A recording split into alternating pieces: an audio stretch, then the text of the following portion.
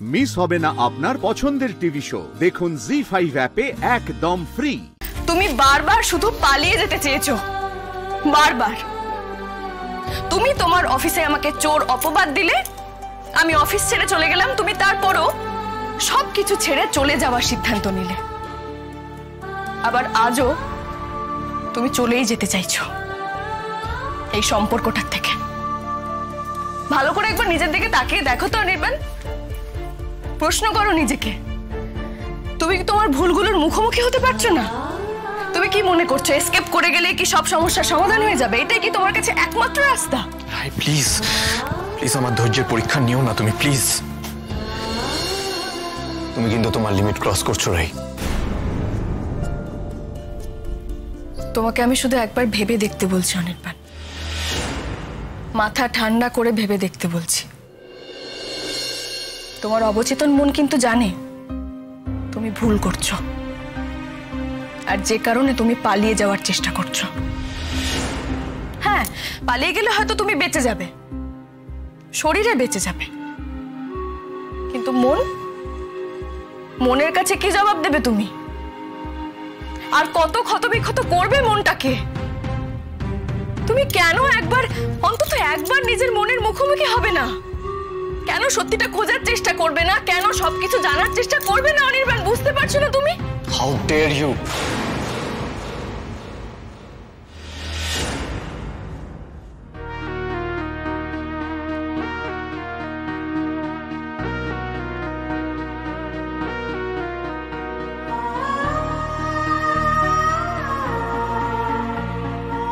ভুল করছি?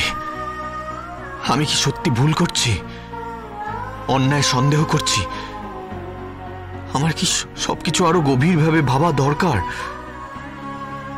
আছে কিছু আরো ভাবার যা আমি দেখেও দেখছি না? ঠিকই তো, হয়তো অনেক কিছু ছবি নিয়ে কত তর্ক বিতর্ক, কত ক্রাইম ঘটে যায়। এটা সেরকম কিছু নয় তো। আর যে কথাগুলো রাই বলছে বলে ভাবলাম, সেগুলো তার মানে আমার মনের মধ্যেই তো আছে। তবে কেন আমি এমন করে এক বজ্ঞার মতো রাইকে দোষী করে চলেছি?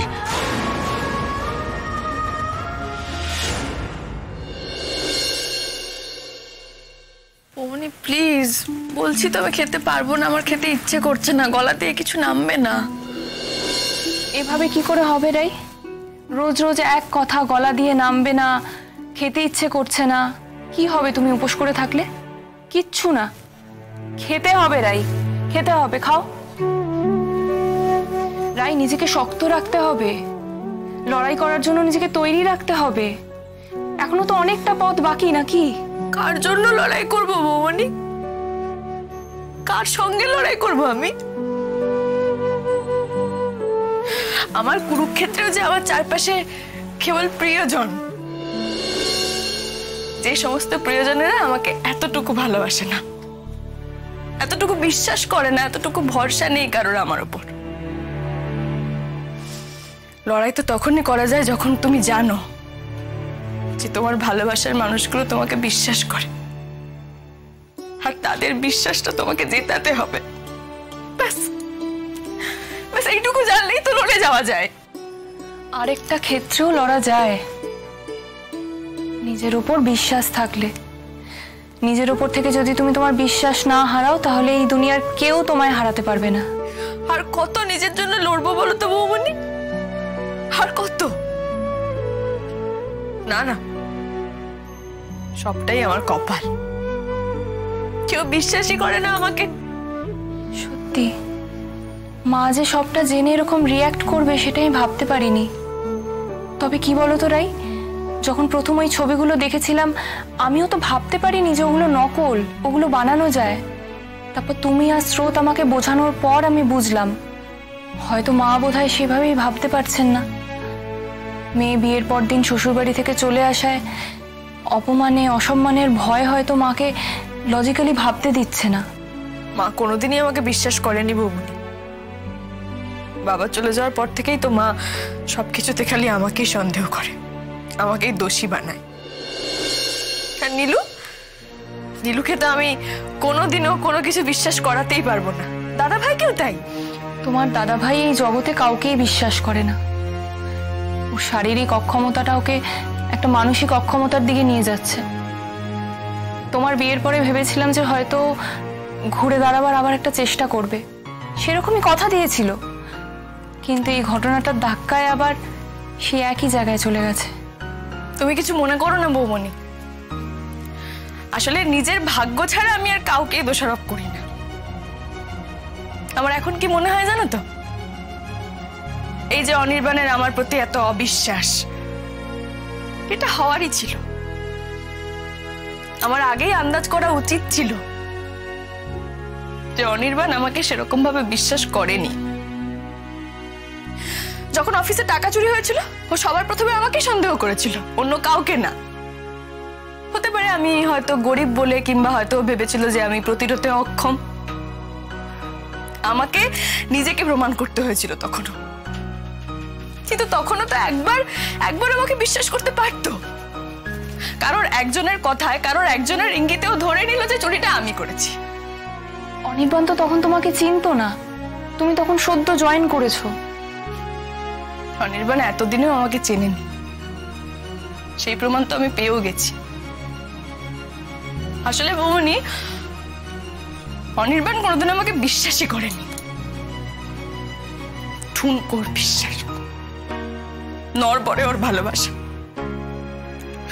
কোনোদিনও আমাকে বিশ্বাস করেনি।